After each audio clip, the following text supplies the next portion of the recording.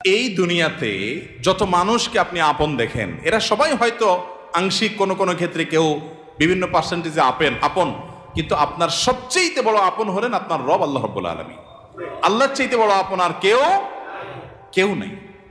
আপনি একান্তে আল্লাহর সাথে একটু কথা বলেন। যারা ডিপ্রেশনে ভুগছেন, অশান্তিতে ভুগছেন, মানসিক অস্থিরতায় ভুগছেন, আজকেও আমার অফিসে আসার আগে দেখি এক লোক বসে আছে। নামাজ পড়লাম আমরা, উনি নামাজ পড়লেন না। তো আমি যার মাধ্যমে আসছে তাই জিজ্ঞেস করলাম, নামাজ পড়লেন, উনি কি মুসলমান না? বলে মুসলমান, কিন্তু উনি অন্য জগতে আছে। কি? উনি আত্মহত্যা করবে। আজকের ঘটনা, উনি আত্মহত্যা করবে, উনি আসছে। হাসছেন আপনারা? এর আগে এক জুমা অফিস থেকে আমাকে ফোন দিল, জুমার নামাজ পড়াইতে ঢুকবো, বলতেছে এক লোক অফিসে এসে ঢুকছে, আপনার সাথে দেখা করবে, সে আত্মহত্যা করবে, জুমার নামাজও পড়বে না, এখন মরার আগে আপনার সাথে একটু দেখা করতে চায়। আমি আছি নারায়ণগঞ্জ, আর সে ঢাকায় অফিসে। ভাইরা আমার, আপনারা হাসছেন? ঘরে ঘরে অশান্তির সমুদ্র চলছে, ঘরে ঘরে মানুষের মধ্যে অশান্তির হাবুডুবু খাইতেছে। তরুণ ইয়াং মানুষ, বাচ্চা ছেলে এখনো দুনিয়ার কিছু তারে পায় নাই, ব্যবসা বাণিজ্য জ্ঞানজাম ফাসাদ কিচ্ছু পায় নাই, কলেজ ইউনিভার্সিটিতে পড়ে, সেখানে শতাধিক ছেলে এক বছরে আত্মহত্যা করে ফেলতেছে।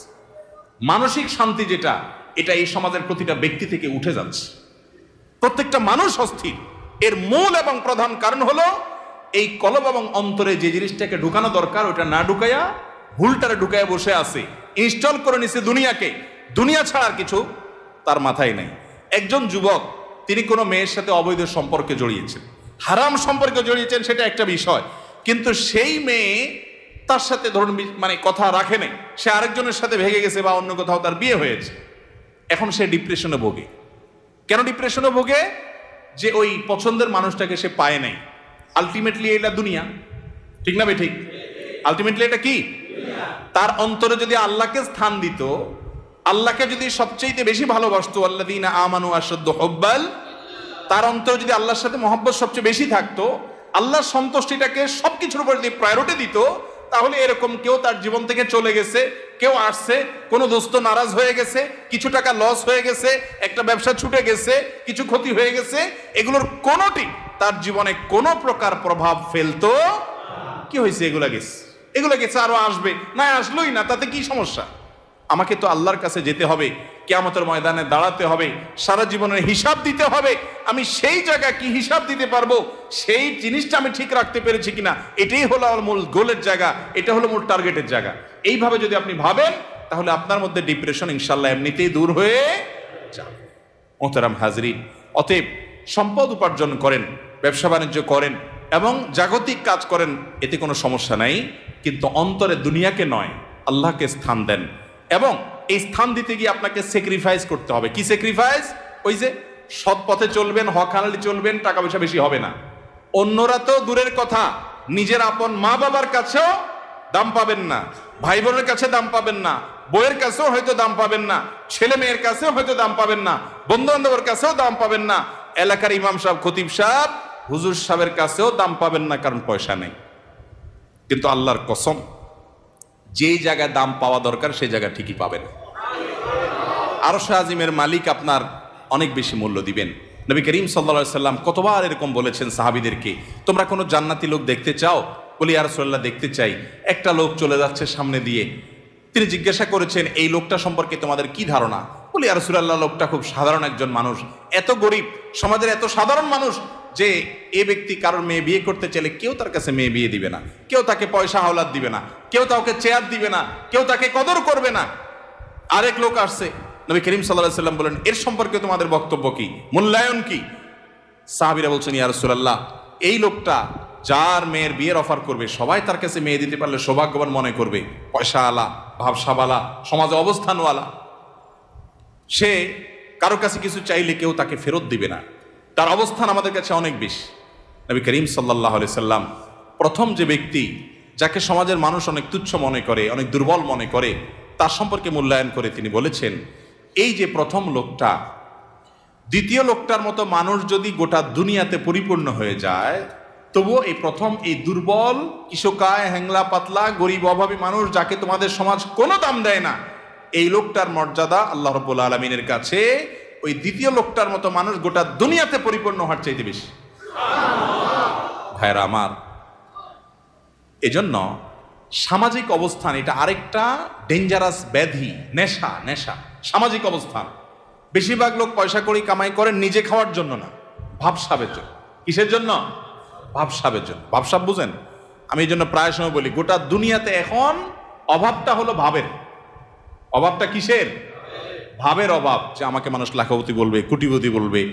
অনেক লোক দেখবেন যে বিদেশে হয়তো উনি সাধারণ একটা কাজ করেন, কিন্তু দেশে আইসা মাশাআল্লাহ কোট টাই বুট, ঢাকা শহরে হয়তো কোনো একটা দোকানে কাজ করেন, কিন্তু গ্রামে যায় মাশাআল্লাহ এমন ভাবে পরিপাটি হয়ে যান যে উনি ঢাকা শহরের বিশাল শিল্পপতি। আছে না নাই? তো বেচারা এত কষ্ট কেন করতেছে? তার দরকার একটু ভাব। তার কিসের দরকার? ভাব। এটাকে বলে সামাজিক অবস্থান। হব্বে যা, এটা মানুষকে কুরে কুরে শেষ করে দেয়, একদম ধ্বংসের দ্বার প্রান্তে নিয়ে যায়। এজন্য ডিপ্রেশন থেকে মুক্তি পেতে চান, একমাত্র পথ আল্লাহর আনুগত্য এবং গোলামিতে ফিরে আসেন। সালহাতু সঙ্গে বুদি দিল খারাস আজমুদে এক জামানা খাকে বাস। বাইরে বহু বছর তো পাথর হয়েছিলেন, কিছুকাল একটু মাটি হয়ে দেখেন, একটু চোখের পানি ফেলে দেখেন, একটু রোনাজারি করে দেখেন, একটু আল্লাহর সাথে কথা বলে দেখেন, দুনিয়ার মোহটা ছেড়ে দেন, আল্লাহর মোহাব্বতটাকে নিজের ভেতরে আনার চেষ্টা করেন, আল্লাহর গোলামিটা করে দেখেন। একাকি আল্লাহর সাথে একটু কথা বলেন, ভোর রাতে উঠে একটু আল্লাহর সাথে কথা বলেন, তাহাজ্জুদে গিয়ে একটু চোখের পানি ছেড়ে দেন, মুনাজাত করেন, আল্লাহর সাথে কানাঘুষা করেন। কেউ আপনার দুঃখ বুঝে না, আল্লাহকে বলেন, আল্লাহর সাথে একটু কথা বলেন। আপনার চাইতে সুখী মানুষ আল্লাহর জমিনে আরেকটা আর থাকবে না ইনশাআল্লাহ। ভাইরা আমার, সুখের যে পথ কোরআন বলেছে সেটা আমাদের বিশ্বাস হয় না। সম্ভবত হাসান বসরি রাহিমাহুল্লাহ বা অন্য কোন এক তাবেঈ বলেছেন, কোরআনে আল্লাহ রাব্বুল আলামিন বহু জায়গায় ওয়াদা করেছেন যে আল্লাহ তাআলা মানুষকে দুনিয়াতে সুখ স্বাচ্ছন্দ্য দিবেন। মান আমিলা সালিহাম মিন যাকারিন আও উনসা ওয়া মুমিন ফালানুহইয়ান্নাহু হায়াতান তাইয়্যিবা। নারী হোক আর পুরুষ হোক, যে ব্যক্তি ঈমান আনার পর নেক আমল করবে, আল্লাহর নির্দেশ মতো নিজের জীবনকে পরিচালিত করবে, এটাই তার জীবনের মূল টার্গেট। এটা ঠিক রেখে পয়সা আসলে আসুক, না আসলে নাই, ব্যবসা থাকলে থাকুক, না থাকলে নাই, আল্লাহর আনুগত্যটাকে মূল রেখে চলে। আল্লাহ রাব্বুল আলামিন ওয়াদা করেছেন দুটি বিষয়ের। এক, ফালানুহইয়ান্নাহু হায়াতান তাইয়্যিবা, তাকে অবশ্যই যারা মাদ্রাসার ছাত্র বা আলেম ওলামা তারা জানেন, ফালানুহইয়ান্নাহু লামে তাকিদ বা নুনে তাকিদ সাকিলা, তিনটা তাকিদ দিয়ে আল্লাহ বলেছেন ফালানুহইয়ান্নাহু, অবশ্যই আমি তাকে দুনিয়াতে সুখী জীবন দিব। আল্লাহ তাআলা বলেন নাই সম্পদের পাহাড় গড়তে পারলে, বিশাল বড় চেয়ারের মালিক হতে পারলে, গদি দখল করতে পারলে, সামাজিক অবস্থান হলে ওই ব্যক্তিকে আমি সুখ দিব। আল্লাহ বলেছেন ঈমান আনার পর যদি নেক আমল করো, আল্লাহর গোলামি যদি কেউ করতে পারে, সমস্ত ক্ষেত্রে যে আল্লাহর আনুগত্য ঠিক রেখে দুনিয়ার সব ঠিক থাকলে থাকুক, আর না থাকলে সব বাদ, আমার বন্ধু অন্তরে তাকে জায়গা দিলাম যতক্ষণ পর্যন্ত আল্লাহ রাব্বুল আলামিনের কোনো আদেশ নিষেধ লঙ্ঘন না হয়। তার সাথে বন্ধুতা করতে গেলে আমার আল্লাহকে হারাইতে হয়, তো বন্ধু বাদ, স্যাক্রিফাইস করে দিলাম। আমি কোনো গ্রুপকে, কোনো বলয়কে আমি পছন্দ করি, ভালো লাগে তাদেরকে, কিন্তু তাদের ভালো লাগতে গেলে দেখি না আল্লাহর ভালো লাগা আর পাওয়া যায় না, তো বাদ, আমার জীবন থেকে আমি সরাই দিলাম। আমি একটা ব্যবসা করতে যাচ্ছি, বিশাল বড় লোভনীয় অফার, হাতছানি পয়সার, কিন্তু এটা করতে গেলে আমার আল্লাহর নিষেধাজ্ঞা লঙ্ঘন করতে হয়, হারাম করতে হয়, তো বাদ, এ লোভ ছেড়ে দিলাম। এর নাম হলো মুসলমান। এই ত্যাগ মনে হয় খুব কষ্টের না? ভাইরা আমার, আল্লাহ রাব্বুল আলামিন যা বলেছেন, আল্লাহর কথার সত্যতাটা আমল করে দেখেন। আজমুদে এক জামানা খাকে বাস, একটু আমল করে দেখেন। স্যাক্রিফাইসের ভিতরে যে আনন্দ আছে, আল্লাহর শপথ ভোগের ভিতরে সে আনন্দ। হারামের হাতছানি আছে, ছেড়ে দিছেন কেন? আমার রবের নির্দেশ নাই, অনুমোদন নাই, আমি করলাম না, দরকার নেই আমার এই পয়সা। মনে হয় খুব কষ্ট হবে, তাই না? বাহ্যিকভাবে কষ্ট হবে, রূহ যে আছে, রূহ আত্মা, ভেতরটা প্রশান্ত হবে। একটি জয়ীফ হাদিস দ্বারা প্রমাণিত যে কোনো ব্যক্তি যদি তার দৃষ্টির এরিয়াতে কোনো পরনারীকে দেখে, সুন্দরী মেয়েকে দেখে, দেখার সুযোগ আছে, ইউটিউব ফেসবুকে ভালো জিনিস দেখতে দেখতে হঠাৎ একটা খারাপ জিনিস চলে আসছে, আপনি দেখলে দেখতে পারেন, কিন্তু দেখলেন না, এটাকে অ্যাভয়েড করলেন আল্লাহর ভয়ে, যে না, আল্লাহ তাআলা আমাকে কোরআনে নির্দেশ করেছেন কুল্লিল মুমিনিনা ইয়াগুদ্দু মিন আবসারিহিম, ঈমানদাররা যেন তাদের চোখের হেফাজত করে, আমি সেজন্য দেখব না। আপনি এটাকে এড়ায় গেলেন, স্কিপ করে চলে গেলেন। বাহ্যিকভাবে একটু কষ্ট হবে প্রথম, মনে হচ্ছে যে আরে এটা দেখলে মনে হয় সুখের সমুদ্রে আবুডুবু খাইতে পারতাম, কিন্তু আপনি দেখলেন না। একটু পরীক্ষা করে আমল করে দেখেন, কখনো যদি এটা আপনি অ্যাভয়েড করতে পারেন। একজন রাস্তা দিয়ে মেয়ে যাচ্ছে, সুন্দরী মেয়ে, আপনার চোখে হালকা আবসা আবসা দেখতে পেয়েছেন, যে আঁচ করতে পেরেছেন একজন সুন্দরী মেয়ে যাচ্ছে বেপর্দা, আপনি চাইলেই তাকিয়ে হারাম স্বাদ নিতে পারেন, কিন্তু আপনি নিলেন না, নজরটাকে নিচু করে নিলেন, হেফাজত করে নিলেন। এতে আপনার একটু কষ্ট হবে, একটু প্রথম ধাক্কাতে একটু কি হবে, কষ্ট হবে।